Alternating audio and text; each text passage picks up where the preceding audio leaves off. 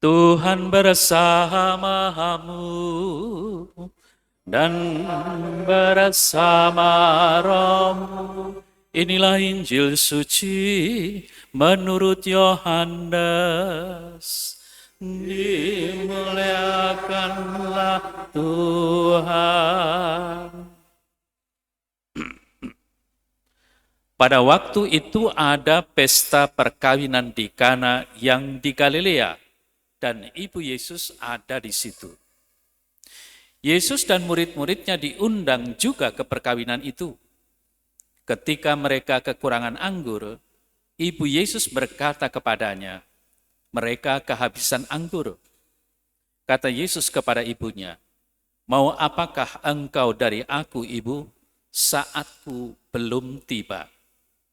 Tetapi ibu Yesus berkata kepada pelayan-pelayan, apa yang ia katakan kepadamu, lakukanlah itu. Di situ ada 6 tempayan yang disediakan untuk pembasuhan menurut adat orang Yahudi, dan masing-masing isinya 80 atau 120 liter. Yesus berkata kepada pelayan-pelayan itu, isilah tempayan-tempayan itu penuh dengan air. Mereka pun mengisinya sampai penuh. Sesudah itu kata Yesus kepada mereka, sekarang cedoklah dan bawalah kepada pemimpin pesta. Lalu mereka pun membawanya. Setelah pemimpin pesta itu mencicipi air yang telah menjadi anggur itu, dan ia tidak tahu dari mana datangnya, tetapi pelayan-pelayan yang mencedok air itu mengetahuinya. Ia memanggil mempelai laki-laki dan berkata kepadanya, setiap orang menghidangkan anggur yang baik dulu, dan sesudah orang puas minum, barulah yang kurang baik. Tetapi engkau menyimpan anggur yang baik sampai sekarang. Hal itu dikatakan Yesus di Kana yang di Galilea. Hal itu dilakukan Yesus di Kana yang di Galilea sebagai yang pertama dari tanda-tandanya. Dengan itu Yesus telah menyatakan kemuliaannya dan murid-muridnya percaya kepadanya. Demikianlah sabda Tuhan. Terpujilah Kristus.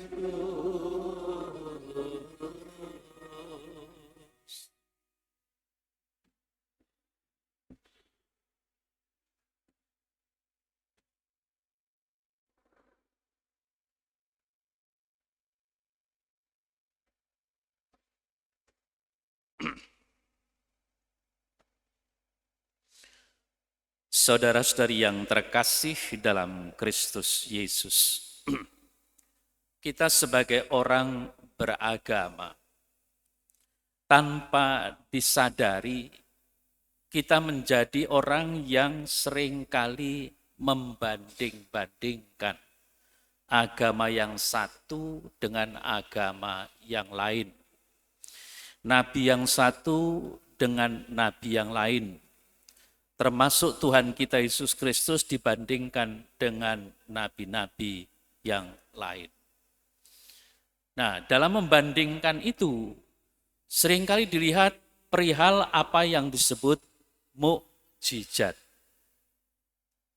Kalau kita sudah berbicara tentang Tuhan Yesus, kita akan berbicara tentang mukjizat-mukjizatnya yang hebat dibandingkan dengan yang lain.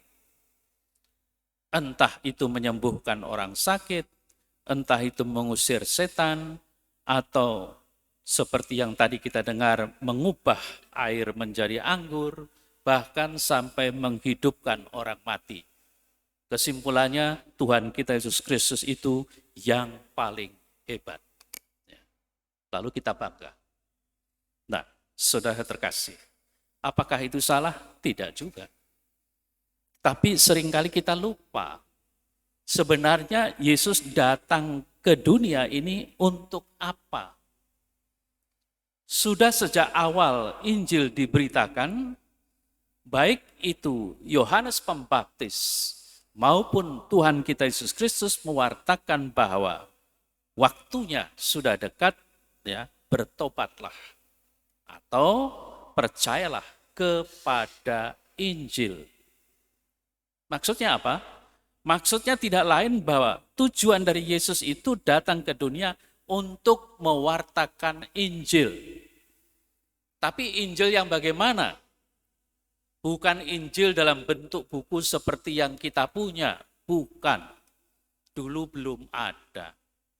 Karena maksud dari kata Injil, dari kata Evangelion, itu tidak lain adalah kabar baik.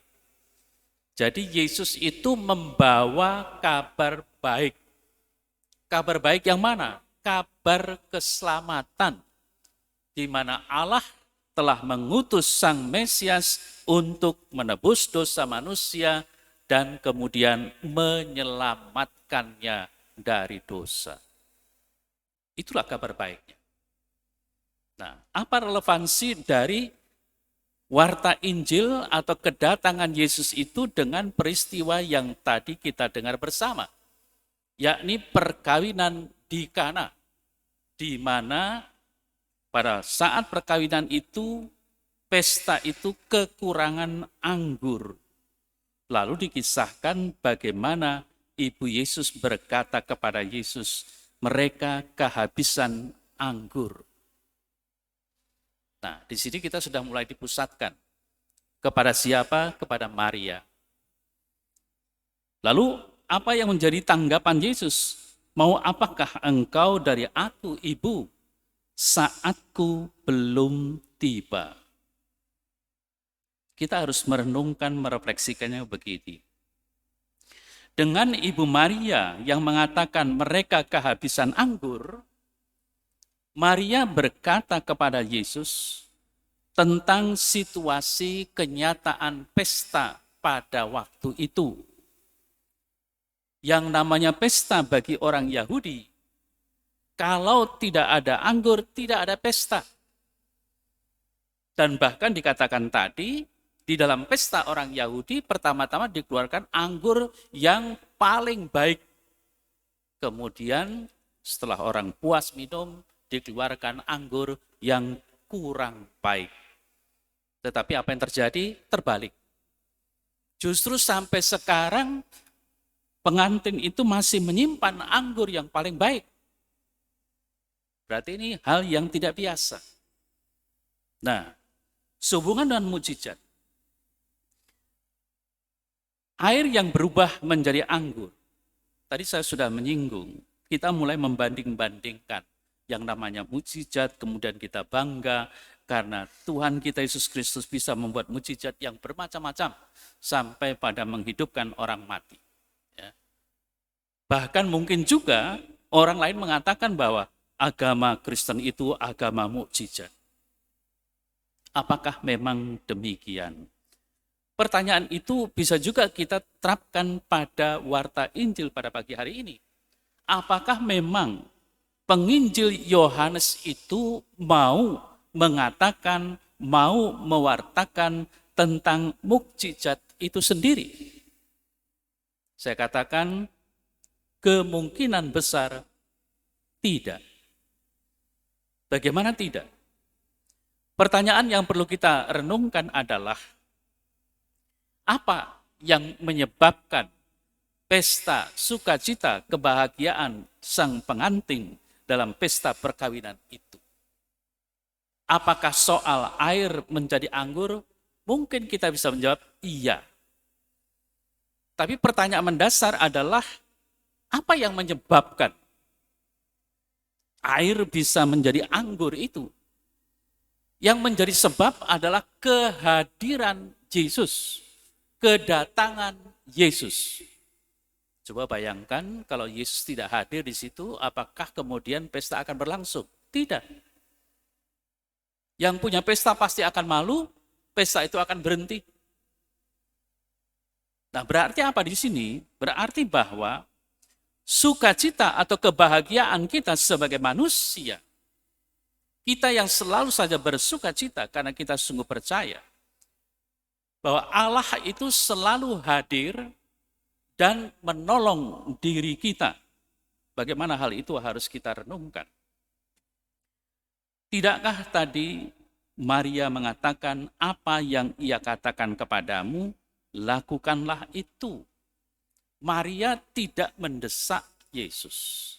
Ingat bagaimana orang kusta yang datang kepada Yesus yang mengatakan, jika engkau mau, engkau bisa membuat aku menjadi tahir. Artinya apa? Si kusta itu tidak mendesak Yesus supaya dirinya itu disembuhkan dan menjadi tahir. Dia hanya mengatakan, jika engkau mau. Dan apa yang dikatakan Yesus? Aku mau. Jadilah engkau tahir. Maka menjadi tahir. Demikian juga di sini, Maria tidak meminta, hanya mengatakan, memberitahukan mereka kehabisan anggur. Lalu, mau apakah engkau dari aku ibu, saatku belum tiba. Maksudnya apa? Jelas Yesus mau mengatakan kepada Bunda Maria, aku sebagai anakmu, tetapi sekaligus saya sebagai Mesias, mempunyai waktu perhitungan sendiri, tanpa harus dipaksa-paksa. Dan lalu pertanyaannya adalah, kemudian mengapa Maria mengatakan kepada para pelayan, apa yang ia katakan kepadamu, lakukanlah itu. Lantas, tiba-tiba Yesus mengatakan, isilah tempayan-tempayan itu penuh dengan air. Lalu air itu berubah menjadi anggur. Lalu kalau kita sejajarkan dengan perkataan Yesus, saatku belum tiba. Tadi saya katakan ini hitungan-hitungan Yesus.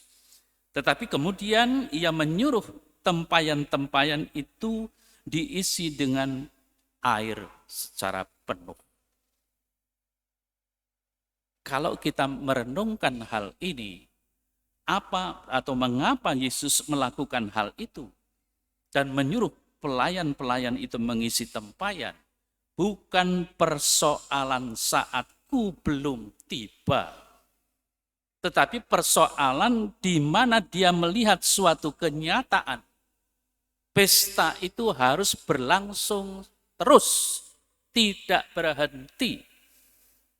Tetapi orang yang mempunyai pesta itu mempunyai kesulitan. Anggurnya habis. Maka Tuhan Yesus memperhatikan kesulitan dari kenyataan pesta itu sendiri. Ini bukan soal hitung-hitungan Yesus. Maka dia tergerak hatinya untuk menolong orang yang kesusahan. Maka dia menyuruh pelayan-pelayan itu mengisi tempayan dengan air. Nah, itu yang pertama. Lalu yang kedua, kalau Maria mengatakan bahwa apa yang ia katakan kepadamu, lakukanlah itu. Ini bukan persoalan Yesus mau membuat mujizat atau tidak. Tetapi yang terpenting adalah kalau kita mendengarkan firman Tuhan, cobalah itu renungkan dan lakukanlah. Apakah kemudian Yesus membuat mujizat? Kita nggak tahu. Tetapi sebagai orang beriman, kita harus meyakini, kita harus mempercayai. Yesus itu selalu memperhatikan kehidupan kita sebagai orang beriman. Sehingga, nah ini biasanya dalam doa terjadi. Kita sadar setiap orang punya masalah.